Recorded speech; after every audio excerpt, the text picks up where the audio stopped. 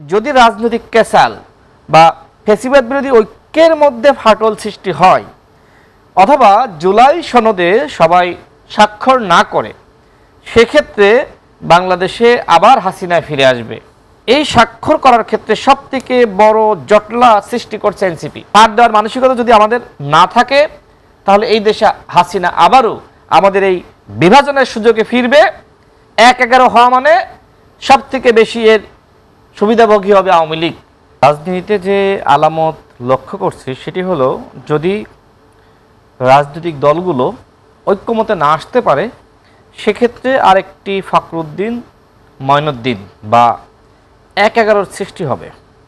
এতদিন এই কথাগুলো আমি বলে আসছিলাম, আমাদের আমি একটু যুক্ত করতে চাই, আপনি বলবেন। আজকে কিন্তু বিএনপি মহাসচিব মির্জা ফখরুল ইসলাম আলমগীর কিন্তু একই কথা বলেছেন। আমি এইখানে আসতেছিলাম যে এতদিন আমরা বলে আসতেছিলাম, এখন বিএনপির মহাসচিব তিনি নিজে বলেছেন। এখন আমরা এই কথাগুলো আসলে কেন বলছিলাম? কারণ কিছু আলামত আসলে পাচ্ছিলাম, লক্ষ্য করছিলাম। কারণ বয়স হয়তো ভারতের মতন এত বেশি না, কিন্তু অভিজ্ঞতা একেবারে কম না। 2018 সাল থেকে আমরা টানা কিন্তু রাজপথে লড়াই করেছি, এবং টানা লড়াই করার কারণে বিভিন্ন ব্যক্তির সাথে, মহলের সাথে আমাদের একটা পরিচয় আছে। বিভিন্ন জায়গা থেকে আমাদের তথ্যের আদান প্রদান ঘটে। সেই জায়গা থেকে আমার কাছে যেটি মনে হয়েছে যে যদি রাজনৈতিক ক্যাসাল বা ফ্যাসিবাদ বিরোধী ঐক্যের মধ্যে ফাটল সৃষ্টি হয় অথবা জুলাই সনদে সবাই স্বাক্ষর না করে, সেক্ষেত্রে বাংলাদেশে আবার হাসিনা ফিরে আসবে। কেন? কারণ মাস্ট এদেশে সেনাবাহিনী ক্ষমতা গ্রহণ করবে। আমি বলছি না সেনাবাহিনী ক্ষমতা দখল করবে, গ্রহণ করবে, কারণ আর কোনো উপায় থাকবে না। আপনি কার হাতে ক্ষমতা দিবেন? ডক্টর মোহাম্মদ ইউনূসকে অনেক রাজনৈতিক দল মানবে না, তার বিরুদ্ধে আন্দোলনে যাবে। আবার অনেকে তাকে মানবে, আবার একটি পক্ষ নিরপেক্ষ থাকবে। তো সেক্ষেত্রে কি হবে? সেক্ষেত্রে বাধ্য হয়ে সেনাবাহিনী ক্ষমতা গ্রহণ করবে। দেখেন, তিনি এই অন্তর্বর্তীকালীন সরকারের প্রেস উইং প্রধান জনাব শফিকুল আলম তার কথা বলেছেন যে একজন রহস্যময় চরিত্রের মানুষ। তিনি আজকে কি বললেন? তিনি বললেন যে প্রধান উপদেষ্টা ঘোষিত দিনেই নির্বাচন হবে। আসলে দিনটা কি দিয়েছেন ভাই? দিয়েছেন? কোন তারিখে, কবে নির্বাচন হবে? বাংলাদেশের ইতিহাসে সবথেকে রহস্যময় সরকার হলো অন্তর্বর্তীকালীন সরকার। আইন উপদেষ্টা বলেছেন যে কিছুদিনের মধ্যেই তারিখ ঘোষণা করা হবে। এই কিছুদিন, 4-5 দিন, এটা কোনো কথা না। যদি, তবে, কিন্তু এটা কোনো কথা হইতে পারে নাকি? তারা তো সেই শুরু থেকে বলে আসছে হতে পারে, হতে পারে, হতে পারে।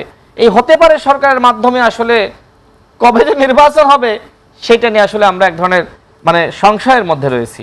তিনি আজকে বলেছেন যে প্রধান উপদেষ্টা যে তারিখে নির্বাচন দিতে চেয়েছেন, যে দিনে দিতে চেয়েছেন, তার ফেসবুকে আবার সেটা শেয়ার করেছেন। ওই দিনে নির্বাচন হবে। ওই দিন, দিন শব্দটা আছে, তো দিনটা কবে? দিনটা তো আমি জানি না, তিনি জানলে আমাদেরকে বলুক। আবার তিনি বললেন যে আগামী 4 থেকে 5টা দিন খুব গুরুত্বপূর্ণ। কেন? ওই যে ভয় 1-11, আসলেই আগামী 1 সপ্তাহ খুব গুরুত্বপূর্ণ, 5 আগস্ট পর্যন্ত, কারণ এর মধ্যেই স্বাক্ষর হবে। এখন এই স্বাক্ষর করার ক্ষেত্রে সবথেকে বড় জটলা সৃষ্টি করছে এনসিপি। তারা বলছে এইগুলো সংস্কার না হইলে আমরা স্বাক্ষর করব না, বলছে না? তো তারা যদি মনে করে যে গণ অভ্যুত্থান আমরা একাই করেছি, আমাদের সব দাবি এই সনদে আসতে হবে, সেটা কি সম্ভব? প্রত্যেকটা রাজনৈতিক দলের আলাদা এজেন্ডা আছে, আলাদা কর্মসূচি আছে, লক্ষ্য উদ্দেশ্য আছে। সুতরাং যতটুকু মিলবে ততটুকু তারা মানবে। তারপরেও মানতেছে না, অনেক কিছু তো মানতেছে যেটা তারা হয়তো মানতো না আমরা মনে করছিলাম, কিন্তু মানতেছে। তো আপনারা কেন আপনাদের দাবি ছাড়তে পারতেছেন না? একটু ছাড়েন না। ছাড় দেওয়ার মানসিকতা যদি আমাদের না থাকে, তাহলে এই দেশে হাসিনা আবারও আমাদের এই বিভাজনের সুযোগে ফিরবে।